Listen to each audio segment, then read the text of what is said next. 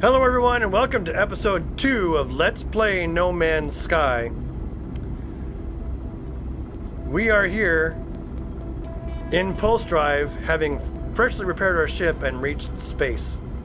Upon reaching space, we did a scan and we have a signal beacon that's drawing our attention in this direction. So we're going to fly over to this kind of pinkish moon to see what the signal beacon is all about. No Man's Sky Atlas Rising, otherwise known as 1.3, has tons and tons of new content, so I restarted my game, deleted all my previous saves, and started over again because the story has been essentially rewritten. The core of the story is still the same, but kind of some of the details and things have been rewritten. It's branched out more. There are lots more. There's a lot more nuance to explore. Get ourselves level here, and we are coming in hot at a high angle. Give the planet a scan for any points of interest other than the signal beacon.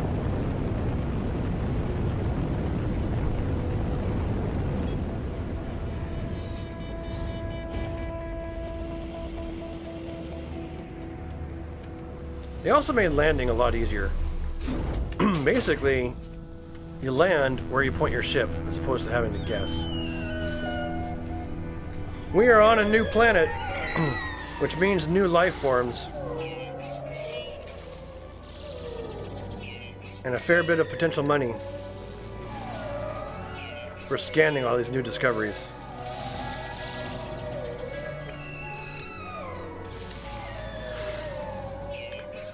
Scanning and uploading discoveries is part and parcel of the game. It's basically in the core of the exploration mechanic. And it's a good way to get paid. There's a lot of different animals on this particular planet. Also, if you actually scan the plutonium resources before mining them up, you may find secondary resources in there. Hey, that's thamium. So what we need to do is make sure we pick up all the thamium here. Definitely need to keep our life support up and running.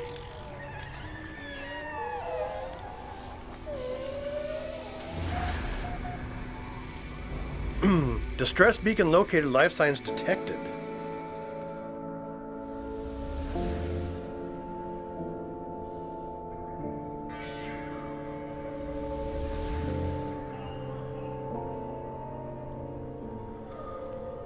Okay. Radiation protection stabilizing.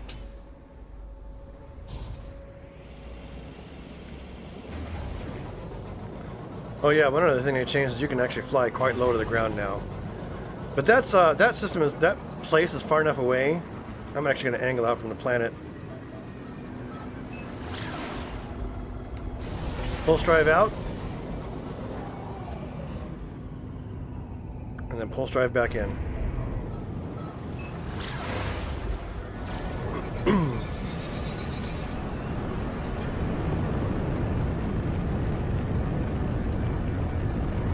We're bombing straight into this place. So this series is really going to be focused on the sort of the quote-unquote good parts.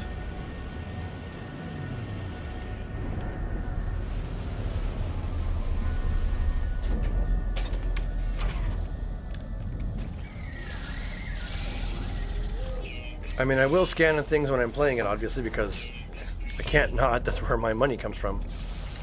But a lot of the scanning and mining, there's Iridium, will be done offline in between shoots. So you guys can just focus on the exciting content, this main story arc. This thing is loud. I could have parked my ship right next to that and not paid any fuel to take off.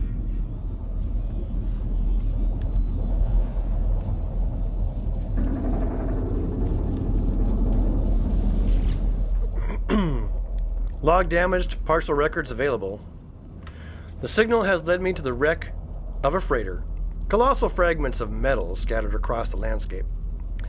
Did it break apart on impact, I wonder, or was it already sundered when it began its final descent? Nested among the debris, I find the pilot's log, blinking, awaiting input.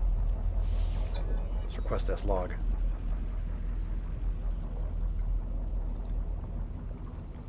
Instead of displaying the ship's log, the terminal spits out a strange sequence of numbers.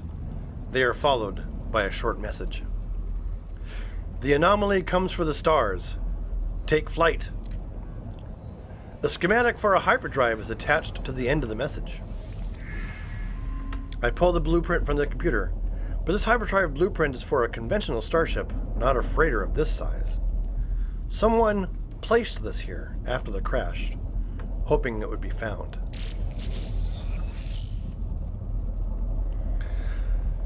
FTL propulsion drive that allows starships to attain warp speed and jump between neighboring systems. User is advised to access hyperdrive systems through the galactic map. Orbital station coordinates received.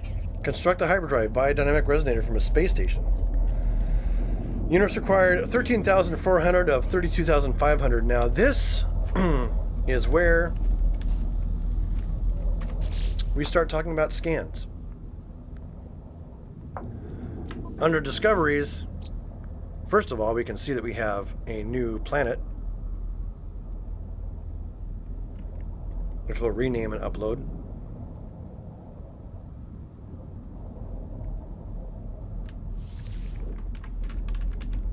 To Sysrosol. W466. No, just Sysrosol. And if we go back to our other things, we can see all the discoveries of the stuff we have. So we can upload just all this stuff. Upload it all to Atlas.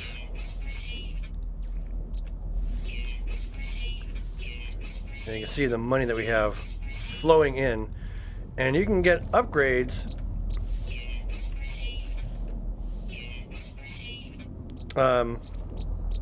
You can get upgrades to your scanners that actually make this even more profitable.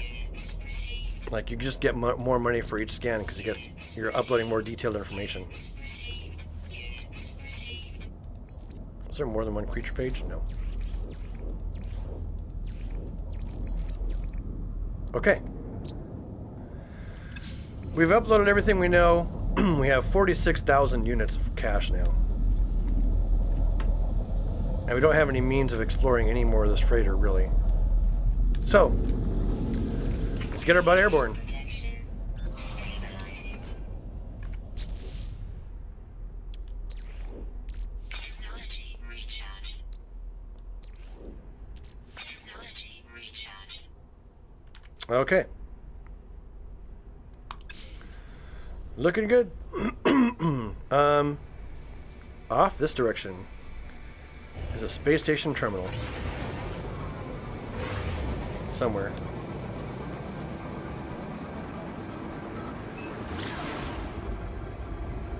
Get ourselves away from the planet.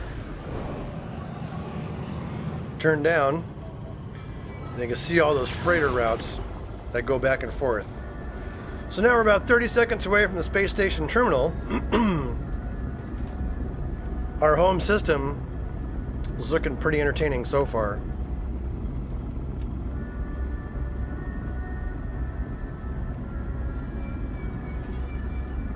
But we haven't really gleaned any purpose, so to speak, other than explore around and warp places. But as we continue on the game, we'll discover more of what that actually is, especially with the different interactions of the new story loops. Rather than not crash into the back of the station.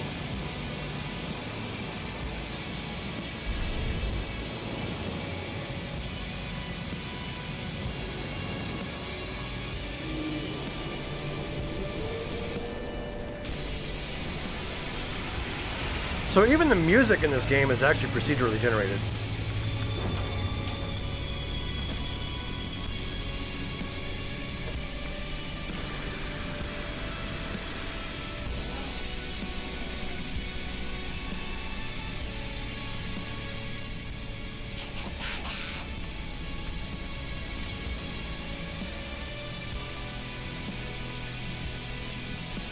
I forgot it was. What do we want to buy? We have stuff to sell anyway. So as I was saying before, the music seems awfully loud to me. But as I was saying before, anything you're not sure that you need right then, just get rid of it. Iridium, I have no idea what it's used for. It's a priced commodity, can be constructed with other valuables to make valuable alloys. We'll eventually get the ability to just find out where that stuff is and mine it out as we need it. We know we need thamium for life support. We know we need carbon to recharge our mining crap. Plutonium. We need zinc for shielding. And we don't really need iridium right now. So there's a $1,000 we can get. Check our starship inventory. Get charm is worth 11,000. Pugnium's worth 8,000. Stressed metal is worth 4,000. Viking dagger, gone. Neutrino module, gone. Iridium from the ship, gone. And after about an hour of total play, I now have 124,000 credits with which to work. And we're going to be finding ways to spend that money here pretty soon. What do I need? I need a dynamic resonator. So the new quest tracking system is really, really good. We could actually start investing in trade goods if I really wanted to. It ties up money and it ties up a resource slot, which at this time is going to be more valuable to me empty. Dirt. Power reservoir, one dynamic resonator. One dynamic resonator. There we go. One of those. Product received.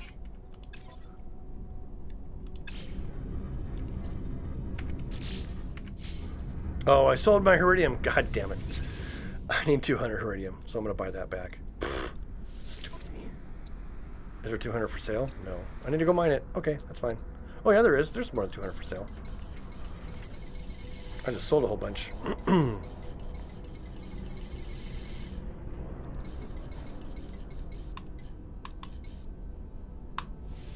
received. All right. Construct a hyperdrive. Access ship inventory and craft and install hyperdrive. Use a technology slot for it. So we have new slots available that we didn't have before.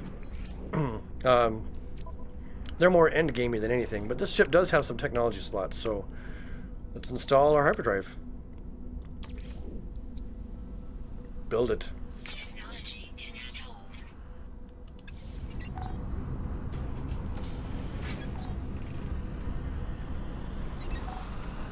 And while we're waiting for that to seek answers among the stars, let's talk to this guy. Yada yada yada. Amher neki ushisti. Can't understand a thing he's saying because I don't know their language. The small creature is busy adding up trade profits when I appear. Its eyes open wide in anticipation of our first contact, and it rubs its fingers together greedily. It peeks empathetically at the monetary figures on its pad, then bounces up and down. I can't help but notice that it smells amazing. So these guys, the Gek, they communicate by pheromones.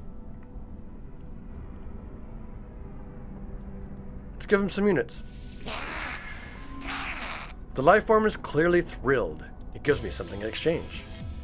I get some standing and some nanite clusters. Hooray! Don't understand what the heck you're saying at all, guy. The trader looks at me with boggle-eyed curiosity. It clicks its beak a few times, emits a neutral scent, and waits for my request. Spend some money on dialect help. Captain Tutter teaches me a word of their language. Yada yada yada. The trader indicates that it's open for conversation with beak clicking and sweet-smelling gas emissions. Well, I bid farewell. I don't have anything for him right now. So that's the entrance out. We need Atlas passes to get to those, which means we need to complete the Atlas line. This guy, the technology merchant, is the guy you talk to on space stations to trade in your nanite clusters The creature offers me blueprints for ship upgrades in exchange for nanite clusters. It sniffs at me, invading my personal space and almost reaching for my suit before it looks me over and thinks twice about it. It is desperate, slathering, beginning to bounce nervously. Let's trade some nanite clusters for blueprints. I don't have enough rank to even buy any of these things, but this is where a lot of our technology is going to come from. So, we're going to want to work on our GEC rank. And one way to do that is over on the other side of the station. This content we're getting into is brand new in 1.3. In fact,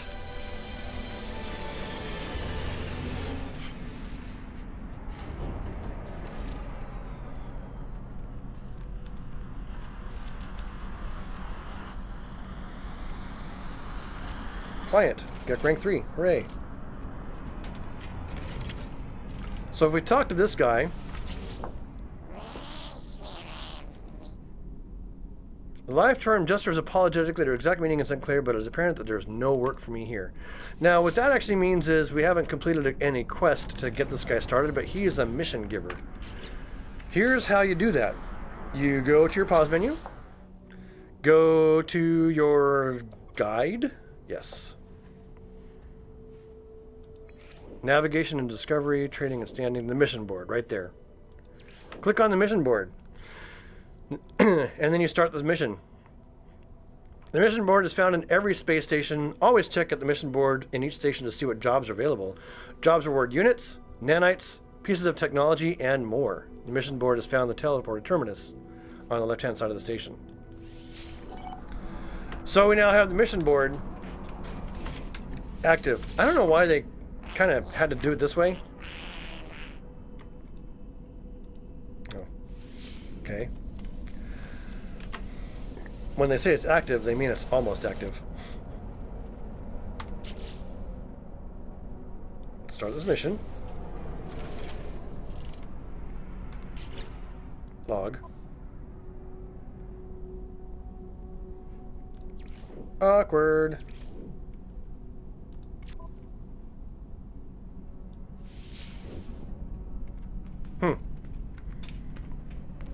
Maybe I need to reach a certain point in the rest of the stuff before I can start that mission.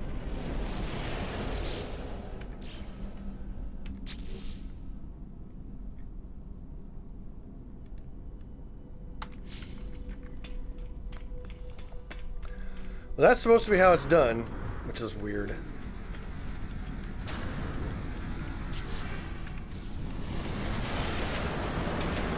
Now, since we're in a space station, launching actually doesn't take us any fuel.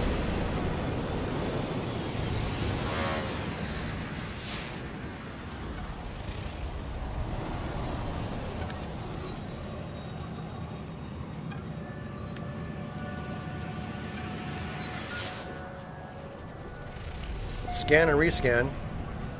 Locate the broadcaster's beacon. Way over there.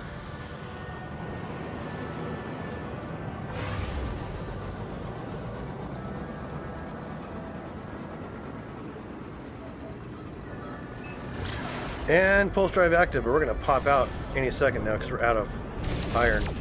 So let's just go ahead and mine some asteroids.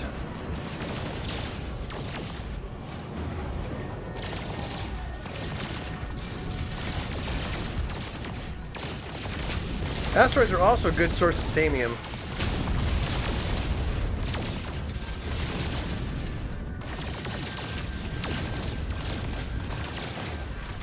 And as you can see, like I said, it's not hard, it's just tedious. Because I do have to watch my laser charge on everything here. Is that enough to get my pulse drive charged up? Yeah, we're fully charged on that. We're fully charged with iron to spare.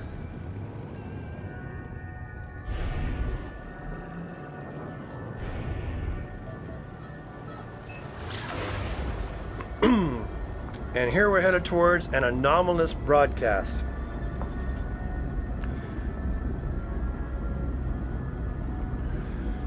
So as we continue on here, this is going to be it for episode number 2. Tune in next time when we check out what this anomalous broadcast is all about. Until then, keep flying and stay shiny. Goodbye!